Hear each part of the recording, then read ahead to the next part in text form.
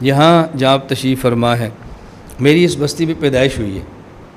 اب ظاہر ہے میں نے بچپن گزارا ہے، میرے ساتھ رہنے والے لوگوں نے میرا بچپن دیکھا ہے اور میری ابھرتی جوانی دیکھی ہے، اور یہ ہمارے کلاس فیلو لڑکے ہیں جو میرے ساتھ اسکول میں پڑھتے رہے، ہمارا خاندان ہے، اور خاندان شراکت کی بنیاد پہ برداشت نہیں کرتا۔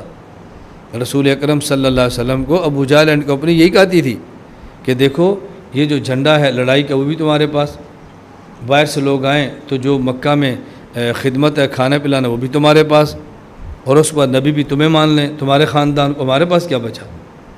یہ تھی ابو جہل کی لڑائی، اس پر وہ ڈٹا ہوا تھا۔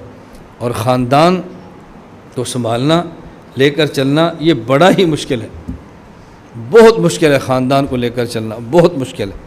اللہ آپ سب کو عطا فرمائے اور اللہ عافیت کے ساتھ آپ سے دین کی خدمت لے۔ میں ایک واقعہ تو بہت ہے، میں ایک واقعہ سناتا ہوں۔ ابھی دیکھیں ہمارے یہاں 5 مسجدیں ہیں، 5 مساجد کے خطیب ہمارے ہیں، اور عید ایک جگہ پر اس گراؤنڈ کے اندر ہوتی ہے، جمعہ ایک جگہ پر ہوتا ہے۔ آپ اتحاد دیکھیں، ان مساجد پر ہم 1 روپیہ خرچ نہیں کرتے، سب گاؤں کے لوگ خرچ کرتے ہیں۔ اور آپ جمعے کے دن دیکھیں ایک مسجد، اور پھر آپ تینوں باقی مساجد بھی دیکھیں، کتنی خوبصورت مسجدیں بنی ہیں، اے سی لگ رہے ہیں، مساجد تیار ہو رہی ہیں۔ یہ آج کا ماحول ہے جو آپ نے دیکھا، اور جو میں نے محنت کی وہ آپ کے علم میں نہیں ہے۔ ایک بار گاؤں کی مرکزی مسجد میں نے جمعے کا بیان دیا، اس کے بعد خطبہ دیا۔ جب مصلی پر میں نماز کے لیے کھڑا ہوا تو ایک گاؤں کے چودھری نے مجھے ہاتھ سے پکڑا اور مصلی سے پیچھے کر دیا، تو نماز نہیں پڑھا سکتا۔ آپ بتاؤ، گاؤں کے نمبردار ہم ہیں، آپ خان سے پتہ نہیں کیا کہتے ہیں، نمبرداری ہمارے پاس ہے، اور میری حالت یہ ہے کہ پیچھے گیا، اور میرے خاندان کا ایک بندہ بھی نہیں بولا کہ تو کون ہوتا ہے۔ وجہ تاریخ نفاذ فقہ جعفریہ سرگودا کا جنرل سیکرٹری ہمارے گاؤں کا تھا، یار واپسی زیادہ نہیں ہے لیکن تھا بہت مالدار اور لاولد تھا، اور یہ اس کا سگا بھائی تھا۔ تو اس نے کہا تو ہمارے بھائی کے خلاف تقریریں کرتا ہے، فقہ جعفریہ ہوتی ہے نا، وہ جعفری تھا، یہ جاہل تھا، اس کے اوپر ہمارے بھائی کے خلاف بولتا ہے، مسئلے پر پیچھے کھڑا کر دی۔ میں نے ایک لفظ بھی اپنی زبان سے نہیں کہا، ایک لفظ، خاموش ہو کر میں پیچھے ہٹ گیا، اور میں نماز پڑھی اور اسی شرمندگی کے ساتھ میں مسجد سے نکل گیا۔ 5 سال تک پھر میں نے گاؤں کی مسجد میں نماز نہیں پڑھی، پھر 5 سال تک نماز میں یہاں پڑھتا جو ہماری چھوٹی سی مسجد ہوتی تھی، گاؤں کی مسجد میں 5 سال تک نہیں گیا۔ پھر پورے 5 سال میں نے تیاری کی، پھر میں نے اسی مسجد میں جمعہ پڑھایا، پھر خطبہ دیا، اور خطبے کے بعد جب مصلی پر کھڑا ہو تو میں نے اعلان کیا، میں نے کہا میں مصلی پر کھڑا ہو رہا ہوں، جو مجھے روک سکتے آج روک لے۔ یہ ہے محنت، بات سمجھتے ہو؟ 5 سال بعد میں نے کہا میں مصلی پر کھڑا ہو رہا ہوں، جو روک سکتے ہیں مجھے آج روک کر دکھائے، میں پڑھا رہا ہوں نماز، پھر کسی کی ضرورت نہیں مجھے روکے۔ اب اس پر کتنی محنت ہے آپ کو کیا اندازہ؟ آپ نے دیکھنا ہے مسجد میں 5 اے سی لگے ہوئے ہیں، رمضان میں پورا رمضان ایئر کنڈیشن چلتا ہے ہماری مسجدوں میں، دیکھو بن گئی، کیسی عجیب محنت ہے، اور میں جانتا ہوں نا کتنی میں نے محنت کی۔ میں آپ سے کیوں کہتا ہوں آپ تخصص والے میرے پاس پڑھنے کے لیے نہیں آؤ، سیکھنے کے لیے آؤ، سیکھو کام کیسے ہوتا ہے، سیکھو۔ آپ پرانی مثالیں مت دو، زندہ مثال دو، اور اپنے علاقوں میں سمجھاؤ ذاتہ کو کہ ایسا بندہ آج موجود ہے جو اکابر کی عملی نشانی ہے، اور اس نے دیہاتوں میں کام کر کے دکھایا کام کیسے ہوتا ہے۔ یہ بہت مشکل کام ہے لیکن ہم نے کیے۔ وہی جنرل سیکرٹری فوت ہوا، آپ ذرا توجہ کرنا، وہی فوت ہوا، اس کا بھائی تو پہلے فوت ہو گیا تھا، وہ بعد میں فوت ہوا، اس کے بھتیجے، میں فون کر کے کہہ رہا ہوں اس کا جنازہ نہ پڑھنا، جنازے میں شرکت نہ کرنا، غسل دو، کفن دو، دفن کر دو، جنازہ نہ پڑھنا، اس کا میں نے کہہ دیا ہے، ورنہ کل کو مجھ پر گلہ نہ کرنا۔ اور گاؤں کے اہم لوگوں کو میں نے فون کیے، آج کے جنازے میں آپ نے شرکت نہیں کرنی۔ اب بتاؤ، وہی بندہ مرا، انہوں نے ایک اور گاؤں سے بریلوی مولوی لائے نماز پڑھانے کے لیے جنازہ، اور چند ایک بندے باہر سے شاید رافضی ہوں گے، وہ جنازے میں شروع ہوئے، باقی ان کا خاندان اور گاؤں پورا کھڑا ہوا ہے اور جنازہ پڑھنے کے لیے کوئی تیار نہیں ہے، اور یوں دفن کیا۔ بات سمجھ آ رہی؟ آپ جائیں ہمارے گاؤں میں مغرب کی طرف جو مسجد ہے، آپ دیکھنا کتنی خوبصورت مسجد تیار ہوئی ہے، دیکھنا ذرا کتنی خوبصورت مسجد بنی ہے، اب اے سی لگ گیا ہے، آپ اس کی ٹائلیں دیکھیں، اس کی ٹوٹیاں دیکھیں، اس کا، اور اس کے بعد ابھی امام کی جگہ، اب یہ ہمارے جگہ تھی، اور یہ بنی ہے، اور کتنی محنت مجھے پتہ ہے نا. مجھے ایک اچانک آدمی نے کہا کہ مولانا صاحب جو مسجد ہے نا فلاں چودھری اس پہ اینٹیں ڈھال رہے ہیں اور ڈیرا بنا رہے ہیں. مجھے پتہ بھی نہیں تھا مسجد کی جگہ ہے. میں چلا گیا، میں نے جا کر کہا بھی جگہ دیکھو، یہ مسجد کی جگہ کون سی مجھے بتاؤ. لمبی داستان میں ساری آپ کو نہیں سنا سکتا. ہم نے جگہ ناپ لی، میں نے کہا اس پہ اینٹیں پھینکو اور مسجد کا کام شروع کرو. جب کام اینٹیں پھینکی، میں یہاں سویا ہوا تھا. یہ اس وقت کی بات ہے جب میرے پاس شاید موٹر سائیکل بھی نہیں تھا. یہ میں اس دور کی بات کر رہا ہوں، یہ نہیں کہ میری کو ٹھاٹ باٹ تھی. مجھے لڑکے نے کہا استاد جی وہ اینٹیں ڈلوائی ہیں، تو ان نے عدالت کا سٹے پیش کیا ہے، انہوں نے سٹے لے لیا وہاں کا. میں نے کہا میں جاتا ہوں. میں سیدھا چلا گیا. میں نے کہا اینٹیں پھینکو، عدالت جانے اور میں جانوں. اور ان کو میں نے بلا کر کہا، میں نے کہا درمیان میں رکاوٹ نہ بننا، تمہیں بہت اچھی طرح مجھے جانتے ہو، رکاوٹ نہیں بننا. اینٹیں ڈلی، مستری نے کام کیا، میرے ساتھ عدالت میں جا انہوں نے سٹے واپس لیا، اور پھر مسجد کی تعمیر شروع ہوئی. جب تعمیر شروع ہوئی، اب جو مسجد پر پیسہ لگانے والے ہیں، آپ اس سے زیادہ حیرانگی کی بات، ہمارے گاؤں کے پہلے امام نسلاً بریلوی، اور ہمارے والد صاحب جب آئے نبینے تھے. میں کبھی تمہیں داستان سناؤں گا اس کی. نبینہ والد جب انہوں نے کام شروع کیا تو رکاوٹ وہی تھے. انہوں نے ماحول بنایا. والد صاحب گاؤں کی مسجد کو چھوڑ کر یا مسجد بنانی پڑی. ماحول بنایا کہ بھابھی یہ حالات خراب کرے گا. اب ہمارے گاؤں میں مذہبی طور پہ ہمارے مخالف وہی بزرگ تھے، میں نے آنکھوں سے نہیں دیکھے، وہ فوت ہو گئے. ان کا بیٹا نظریاتی اور مذہبی طور پہ ہمارے خلاف وہی تھا. توجہ رکھیے آپ. ایک عرصہ تک میں نے خود دیکھا کہ ہمارے گاؤں میں نکاح کے رجسٹر 2 چلتے تھے. ایک ہمارا، میں تو نہیں تھا مسجد والا، اور ایک اسی امام مسجد کا بیٹا. نکاح کا رجسٹر الگ تھا ان کا. ایک وقت تک جنازے ایسے ہوتے رہے. گاؤں کی جو خاص شدراہٹ تھی نا، جو مخالفت ہوتی ہے، وہ چلتے رہے، ہم بھی چلتے رہے. اور آج وہ بڑے میاں صاحب فوت ہوئے، پھر ان کے بیٹا فوت ہوا امام صاحب. اب اگلی ان کی تیسری نسل ہے.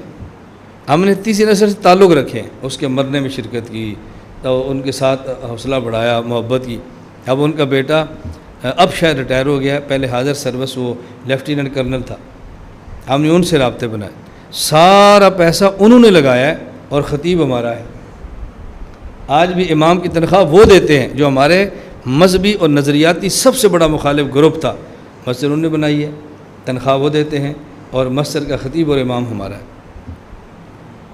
میں نے کہا بتاؤ نا جا کر. اب یہ تو میری زندگی کسی کو نہیں پتا. لوگ سمجھتے ہیں بریلویوں کا مخالف ہے، غیر مقدموں کے خلاف ہے، شیعوں کا مخالف ہے، امت میں فرقہ اس نے تفرقہ ڈال رکھا ہے. بابا میری کیسی بریلویوں کی مخالفت ہے کہ جو ہمارے مخالف تھے ان کے پیسے سے مسجد بنوا رہے ہیں. اب ماشاءاللہ اس کی تیسری نسل نے داڑیاں رکھی اور مجھ سے بیعت ہوئے. اب ان کے خاندان کے نکاح، ان کی خواہش ہوتی ہے کہ مولانا صاحب شریف، خواہش ہوتی ہے.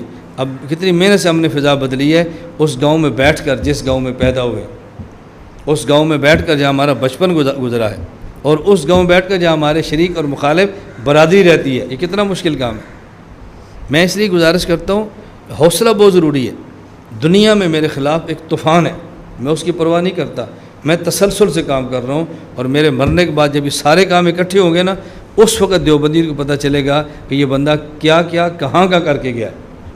ابھی تو اندازہ نہیں. میں بھی آپ کو میسیج دکھاؤں نا، مجھے اب مالاکنڈ کے تھا میسیج، آئیں گے ساتھی، میں دکھاؤں آپ کو. ذرا کام دیکھو کہاں سے چلے کہاں پہنچے. کیسے انہیں مدودیت سے مسجد لی ہے، غیر مقلدیت کے فنڈ سے بننے والی مساجد کیسے لی ہیں. اور اتنی بڑی تعداد ایسے. میں نے کہا میں آ رہا ہوں، میں خود آؤں گا. پھر کل مجھے میسیج ہے، کہا استاد جی ایک وقت وہ تھا پورا مالاکنڈ آپ کے خلاف تھا، میں اکیلا آپ کے حق میں تھا. لوگ الزام لگاتے تو میں کہتا میں صدیق اکبر کی طرح بغیر دلیل استاد جی کو مانتا ہوں.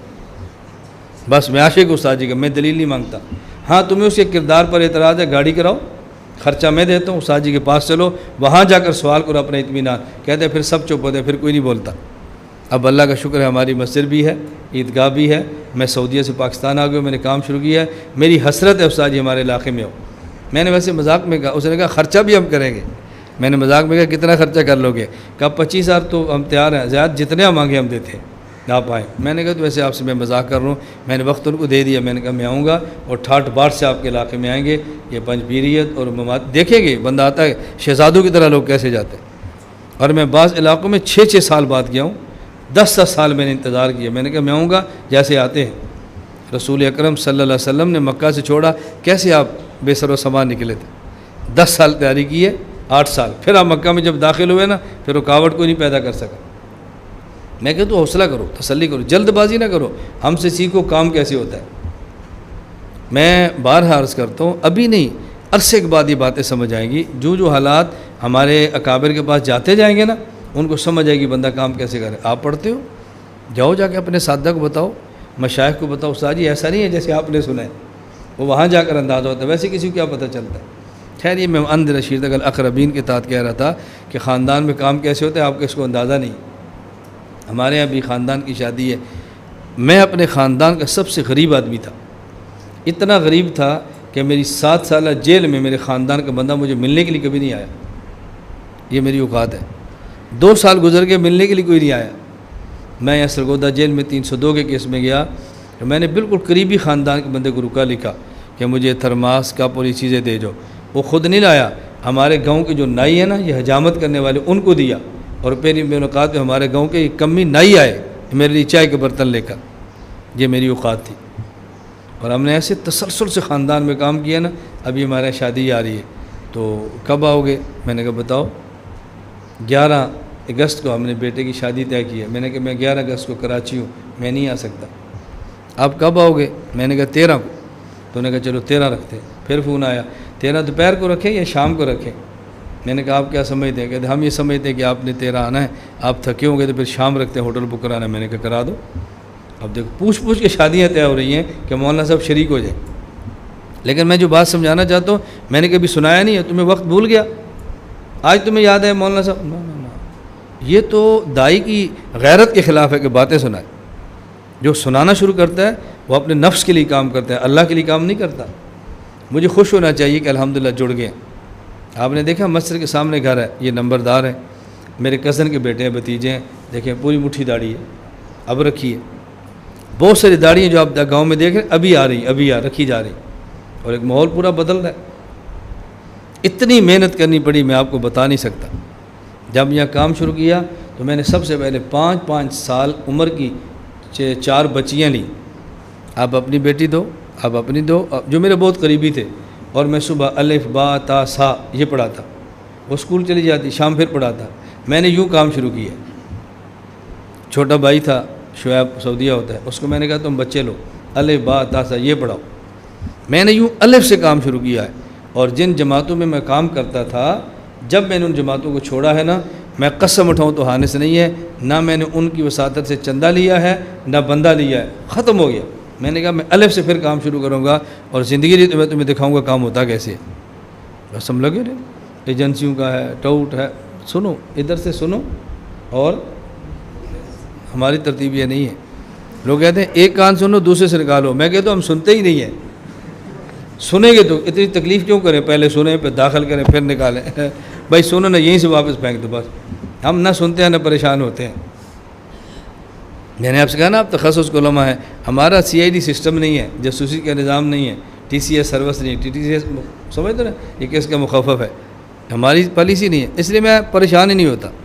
ہاں جب سامنے حرکت آتی ہے تو پھر میں ضرور سمجھاتا ہوں، آنکھوں سے دیکھتا ہوں سمجھاتا ہوں، کانوں سے سنتا ہوں سمجھاتا ہوں۔ جب تک آنکھ سے نہ دیکھوں، کان سے نہ دیکھوں، نہ میں بیوی کچھ کہتا ہوں، نہ بچوں کہتا ہوں، نہ شاگردوں سے کہتا ہوں۔ جب دیکھ لیتا ہوں تو پھر ضرور کہتا ہوں، پھر کس کو کتنا کہنا ہے بس وہ اسی ترتیب سے ہم چلتے ہیں۔ اس میں آدمی ٹینشن فری ہو کر کام کرتا ہے نا، اپنے کام میں لگا رہتا ہے، کیا ضرورت ہے پورے جہان کی مصیبتیں اپنے گلے میں ڈال لو۔ میں یہ بار بار یہ درمیان میں باتیں اس لیے سناتا ہوں کہ آپ کو کام کرنے کا سلیقہ ہے، کرنے کا۔ یہ لکھی فائل تو آپ پڑھ لو گے، یہ سمجھو گے کہاں سے؟ بس اگر لوگ کہتے ہیں استاد جی فائل بھیج دیں، میں نے کہا فائل بھیج دیں گے، اس فائل کے ساتھ میں درد کیسے بھیجوں؟ اس فائل کے ساتھ میں تفہیم کی طاقت کیسے بھیجوں؟ اس فائل کے ساتھ میں اپنی مجلس و صحبت کیسے بھیجوں؟ فائل بھیج دو، بھیج دیں، ہم چھوڑتے نہیں، فوراً بھیجتے ہیں، لیکن آپ کو نفع نہیں ہوگا۔ کو بات سمجھ آ رہی ہے؟ لا الہ الا اللہ، لا الہ الا اللہ، لا الہ الا اللہ۔